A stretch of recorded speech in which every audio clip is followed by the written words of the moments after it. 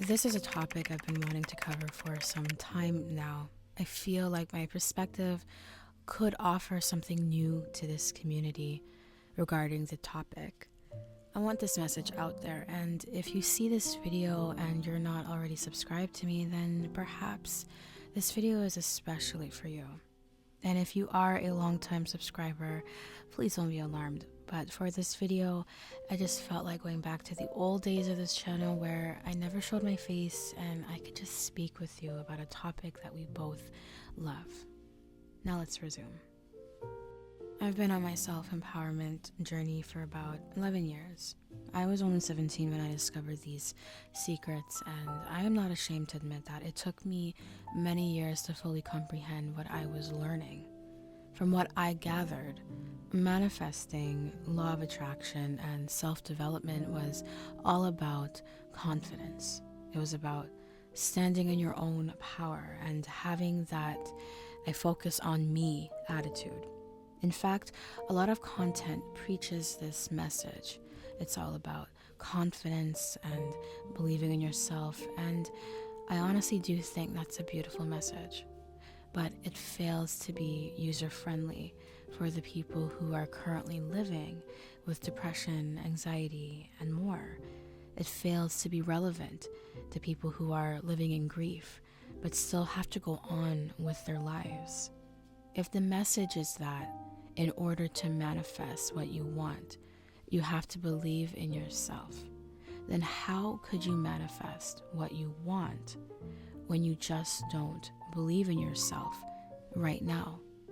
Are you supposed to just suspend all your desires and shelf them until you can finally be confident in yourself and have that quote-unquote boss mentality? It's my opinion that you're not supposed to do that. Manifesting what you desire does require belief. It does require faith. It requires faith in something. I remember growing up in church. I was raised Seventh-day Adventist, and each Sabbath we would sing hymns and as a community pray together. If Sister Jones was ill, we'd pray for her healing. If Sister Jones was there at the moment, the pastor would physically rest his hand on her forehead, with eyes closed, praying to Jesus in his commanding voice for healing. It was as though he could visualize the power in his prayer, metamorphosing to healing liquid and traveling through his arm and directly into the crown temple of Sister Jones. When Sister Jones was healed, the church would collectively agree that all glory and thanks be to God. They didn't believe in themselves, but they manifested. Then I grew up and I started learning about hard work, methodical steps, SMART goals, statistics. Statistically speaking, you're 42% more likely to achieve your goal if you write it down with some actionable steps, which you've already heard that, I'm sure. But let me ask you this. Do you know of anyone in your life who achieves goals despite not necessarily having the greatest self-esteem? I bet you can point to at least one.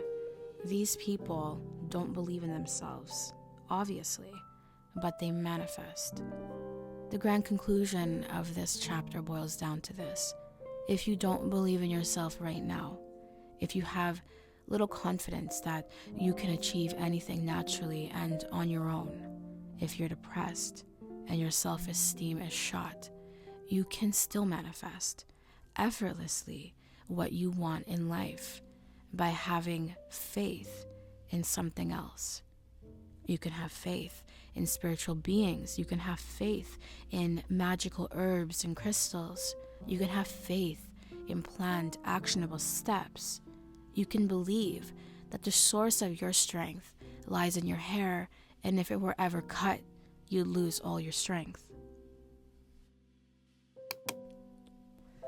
The story of Samson and Delilah is the basis of this realization for me. If you're unaware of this biblical story, I'll give you a really quick 20-second review. found in the book of Judges. Samson was a strong man who had really long and lovely locks, from which he believed the source of his strength derived. Delilah was a spy sent to investigate his strength, and when he confided in her about his hair's powers, or so he believed, she had his hair cut and he lost all of his strength. Now, there are many lessons one could learn from this story, and the one I'm focusing on right now is putting your faith in something else if you just cannot believe in yourself. Now, Samson's strength obviously did not dwell in his hair. I mean, think about how unrelated the two subjects are: physical strength and long hair. The two couldn't be further from relation, except for in the mind of Samson himself, the only mind that really ever mattered. I personally love this story for this little detail as well, because it serves as a tiny reminder of how unrelated to the main topic or how mediocre your source of strength could be. There are many ancient communities that believed in the energies of nature, and I'm pleased to see that so many young individuals are restoring these once oppressed crafts and practicing them openly and freely. I'm of course referring to pagan practices such as Wicca, witchcraft, voodoo, Santeria, hoodoo, and more.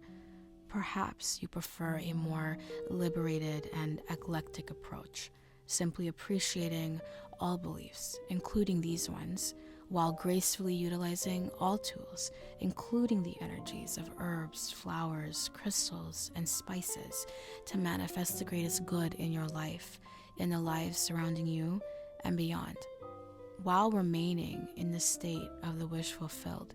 If you truly believe that writing your wish on a bay leaf and then burning it will manifest your wish, it will. If you use different potions and oils that are infused with herbs and crystals, believing they will only benefit your wish fulfillment, they will. If you truly believe that praying 5 times a day to your accepted higher power will heal you of an affliction, it certainly will. And finally, if you believe that all you need to do to achieve a goal is take planned steps, one at a time, that will work too. What do all of these beliefs have in common? None of them are dependent on you. So, you might not be in the most cheeriest of moods for prolonged periods of time. You might not be completely and totally confident and sure of yourself in all areas. But as long as you have a willingness to put your faith in something else beyond yourself, and a persistence in occupying this state of the wish fulfilled, you will manifest. Now, I can already hear the comments raging about, how can I maintain this state of the wish fulfilled when I feel negative all the time? And that's a very good question, which is why I've already made a video on this that I suggest you watch next. And with that being said, thank you for watching this video. I truly do hope you enjoyed it. If you did, I trust you'll give this video a thumbs up and subscribe to this channel for more content just like this one. So, how did you like today's video, and what video would you like to see next? You let me know in the comment section down below. I can't wait to see you in the next video.